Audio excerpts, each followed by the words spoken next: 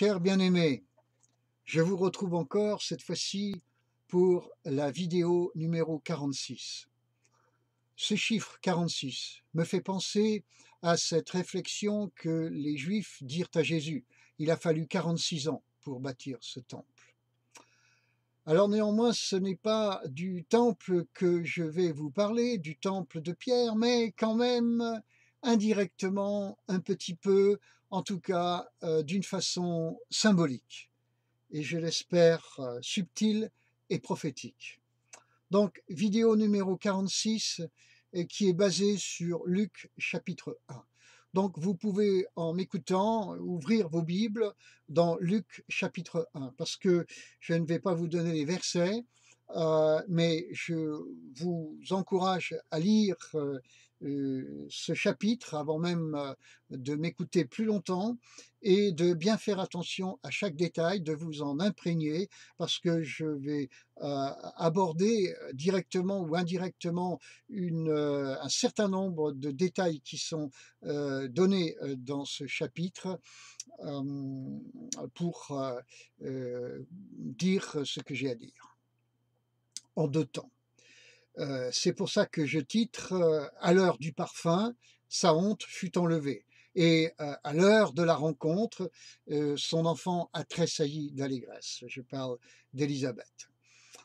La description, évidemment, que je vais faire, c'est Élisabeth et Zacharie, c'est-à-dire une rencontre, une guérison personnelle, pardon, et Élisabeth et Marie, une rencontre prophétique. Donc, je répète, Élisabeth et Zacharie, une guérison personnelle, Élisabeth et Marie, une rencontre prophétique. Donc, deux temps.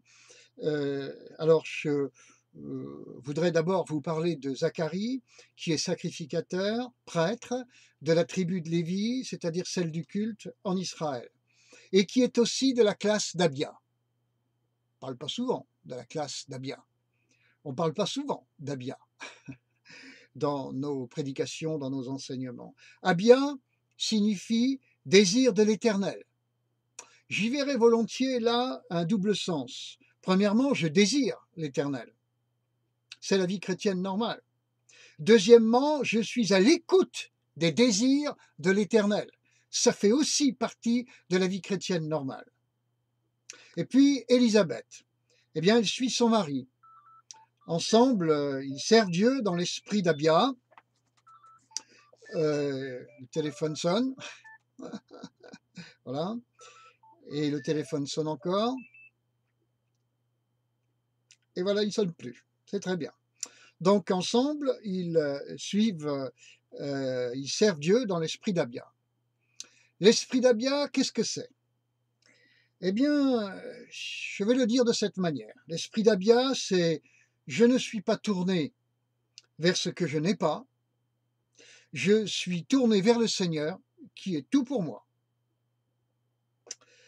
Malgré ma honte, je suis celle qui est appelée stérile.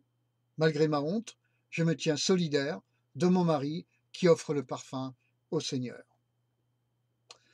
L'esprit de Zacharie et Élisabeth, qu'est-ce que c'est? Je vais l'exprimer aussi de cette manière. Eh bien, l'esprit de Zacharie et Élisabeth, c'est je n'ai pas vu l'exaucement de ma prière jusqu'à présent, mais je continue d'offrir le parfum au Seigneur. Nous sommes vieux, nous sommes sans enfants, mais nous ne quittons pas l'autel des parfums.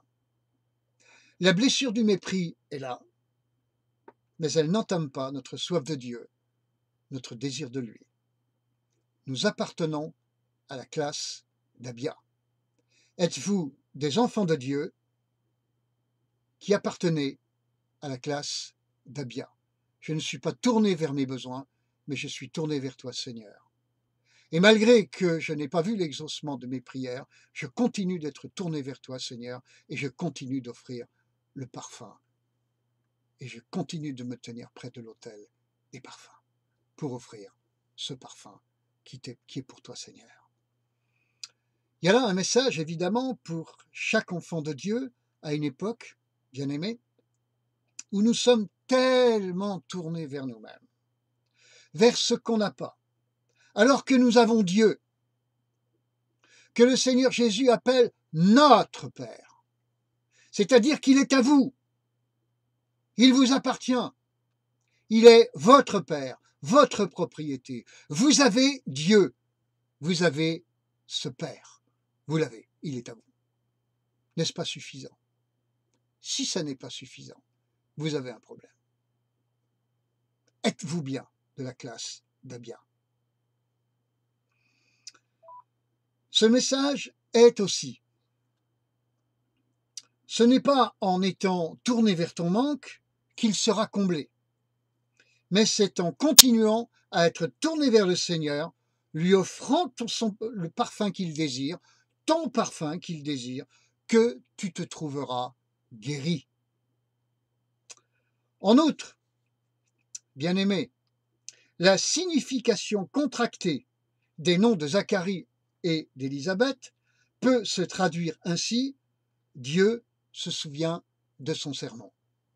Autrement dit, Seigneur, je sais que tu accompliras ta parole. Élisabeth et Marie. Je vous ai parlé d'Élisabeth et de Zacharie pour vous parler de vous personnellement, dans votre rapport à Dieu. Élisabeth et Marie, c'est un tout autre message.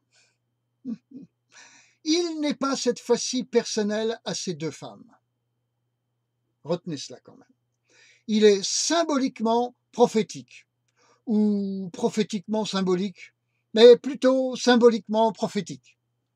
Excusez-moi un peu de danser sur les mots. Premièrement, Élisabeth représente le soir de l'Ancienne Alliance. Deuxièmement, Marie représente le matin de la Nouvelle Alliance.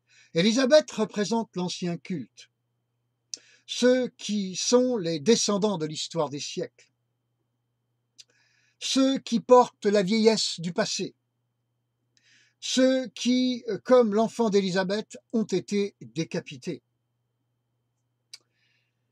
Mais comme Élisabeth, ils vont être guéris de leur stérilité. Ils vont devenir fertiles.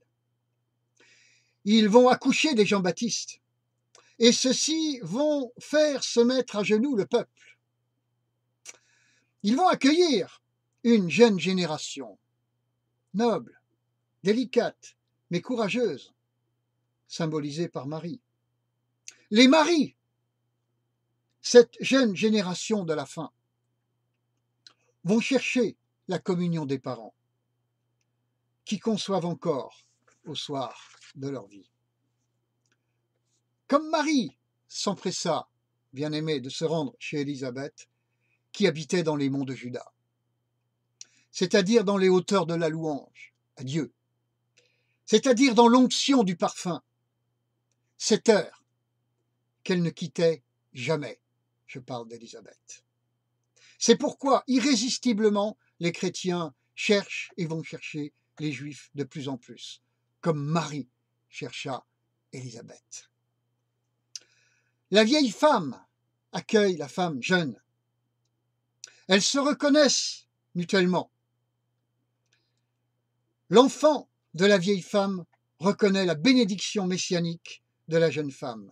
Elles se congratulent, toutes les deux, comme vont le faire Juifs et chrétiens, les peuples de la parole étant Christ.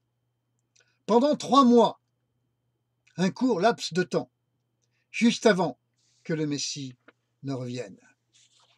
Comment puis-je dire ces choses?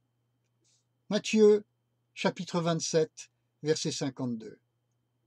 Parce qu'avant la résurrection du Seigneur, plusieurs saints l'ont été ressuscités. Avant que le Messie revienne, il y a comme une recapitation de ceux qui ont été décapités. Une recapitation de l'enfant de la vieille femme. Cet enfant, ces enfants, remplis de l'esprit et de la puissance d'Élie, prêchant, et ils prêcheront le baptême de repentance et recevront les enfants de l'enfant de la femme jeune. Je suis en train de vous dire que quelques mois avant que Jésus ne revienne, Dieu va considérablement toucher les gens du culte, les gens du vieux culte, comme ceux du culte nouveau. Comme Élisabeth et Marie, ils vont se reconnaître et se congratuler. Ils passeront 3 mois, elles passeront 3 mois, elles passèrent 3 mois ensemble. Ils passeront 3 mois ensemble avant que ne vienne le Messie roi. Voilà le message d'Élisabeth et de Marie sur le plan symbolique et prophétique, mes amis. Si en tant qu'enfant du culte nouveau, vous avez une inclination, un penchant envers les gens de l'ancien culte, ceci est de l'Esprit de Dieu. N'y résistez pas. Que vous vous rendiez en Israël, dans les monts de Juda, ou que vous y alliez dans l'Esprit de Dieu, vous irez. Aller en Israël en ce moment est un peu compliqué. Mais ces paroles ne sont pas chères, ces paroles sont esprit et vie, au nom de Jésus-Christ. Bénissez la nation de l'ancien culte, bénissez le peuple de l'ancien culte, bénissez le peuple de la vieille femme. Cherchez l'onction, la présence, l'habitation des gens de l'ancienne femme. Allez dans les monts de Juda, adorez le Seigneur, le Adon, adorez le Seigneur, mes amis, mes bien-aimés, tenez-vous dans les hauteurs de la louange, offrez le parfum, joignez-vous aux enfants de la vieille femme, que Marie rejoigne Élisabeth, que la nouvelle alliance rejoigne l'ancienne, que les deux se congratulent, parce que le Christ roi revient bientôt, et les deux ensemble vont l'attendre. Alléluia, je crois en ces choses, et je les dis avec une grande joie, en même temps qu'une grande émotion. Que le Seigneur vous bénisse, frères et sœurs. À très bientôt. C'était juste la vidéo 46. Elle a été courte. Peut-être n'aviez-vous jamais entendu parler d'Élisabeth et de Marie sous cet angle-là. Que le Seigneur vous bénisse. Qu'il bénisse et qu'il oigne votre lecture, votre méditation des Écritures, de la parole de Dieu. Que l'esprit de la prophétie soit sur vous pour comprendre ce qui se cache quelquefois entre les lignes de ce livre que pour certains d'entre vous, vous lisez depuis longtemps.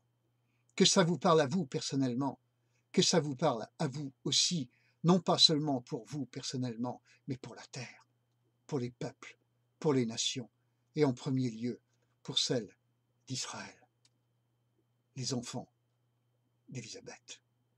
À très bientôt, mes amis, au nom de Jésus-Christ. Je vous bénis dans la grâce du Seigneur. Que sa paix, que son shalom repose sur vous. Au nom de Jésus-Christ. Amen. Au revoir.